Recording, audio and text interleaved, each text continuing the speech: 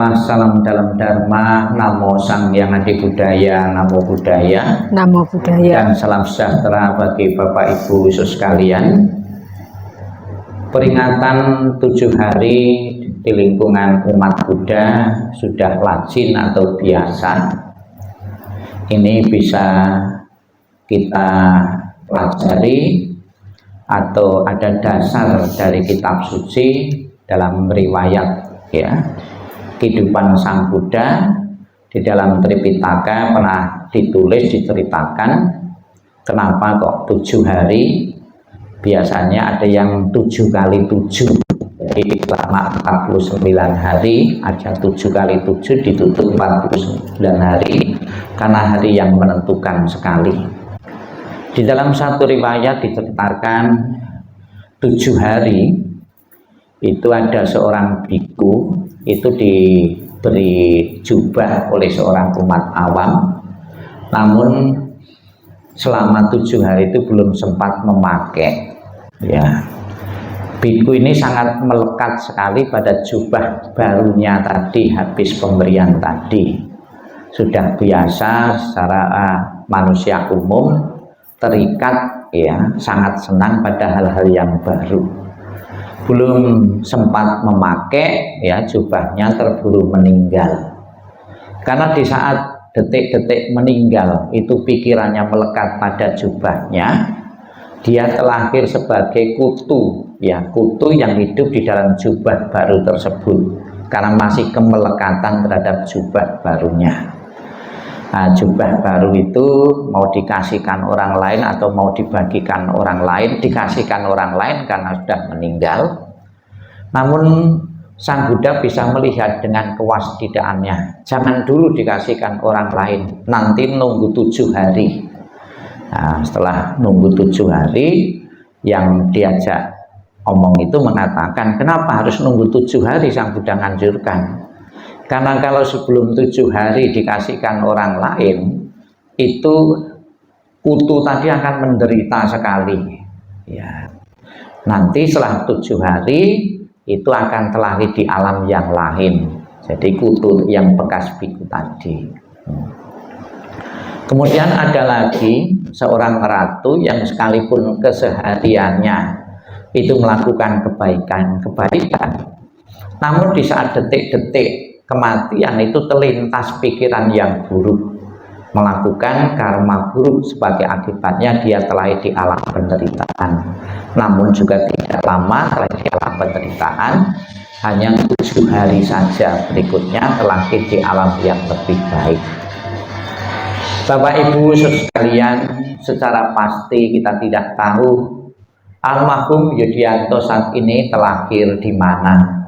Kita tidak tahu.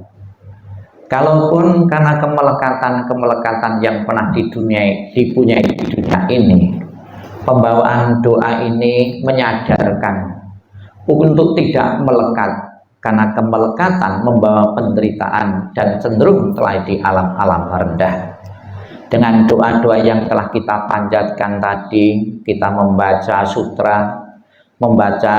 sutra hati yang menjelaskan tentang kekosongan segala sesuatu, dari tidak ada menjadi ada dan kembali tidak ada. Tidak ada sesuatu yang kita lekati di dunia ini.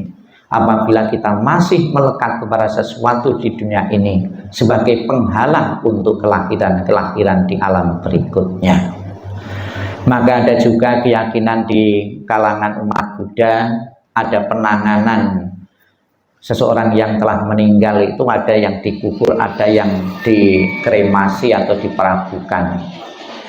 Kalau diperabukan itu bisa mempermudah, ada keyakinan mempermudah untuk kelahiran di alam berikutnya, karena tidak melekat lagi pada jasmaninya.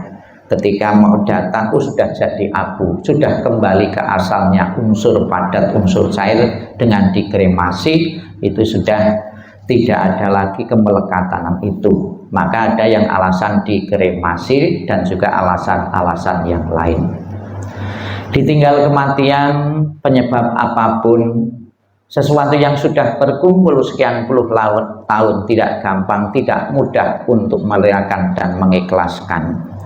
Namun di dalam kitab suci agama Buddha Tripitaka ada satu contoh bahwa kita ditinggal kematian oleh orang-orang dekat kita, oleh keluarga kita, tidak menimbulkan kepedihan dan kesedihan. Itu ada caranya. Kitab suci menjelaskan itu bisa dilatih. Latihnya seperti apa? Diceritakan ada seorang ayah itu mengajarkan kepada anak-anaknya sebuah perenungan. Perenungannya sederhana dan mudah dan setiap orang bisa melakukan. Suatu saat nanti kita akan mati. Siapapun anggota keluarga itu akan mati. Di samping dia melakukan perenungan sendiri, dia mengajak istrinya, anaknya, ya, anggota keluarganya setiap hari merenungkan bahwa suatu saat nanti kita akan mati. Ya, merenungkan kematian bukan berarti kita menjadi orang yang murung, tidak punya harapan, tidak punya cita-cita. Justru ada sebuah penelitian di negara Bhutan. Itu negara yang paling bahagia karena warganya setiap saat merenungkan tentang kematian. Loh, kok bisa merenungkan kematian? Kan identik dengan kemurungan, dengan putus asa. Justru kita akan mengalami kematian, akan memacu hidup kita sehari-hari untuk mengumpulkan bekal kebaikan-kebaikan sebagai bekal bahwa kematian itu sesuatu yang pasti akan datang. Betul juga Bapak Ibu, ayah yang merenungkan kematian ini pada satu ketika anak laki-lakinya ketika bekerja di ladang, ya, itu digigit ular berbisa, meninggal seketika itu.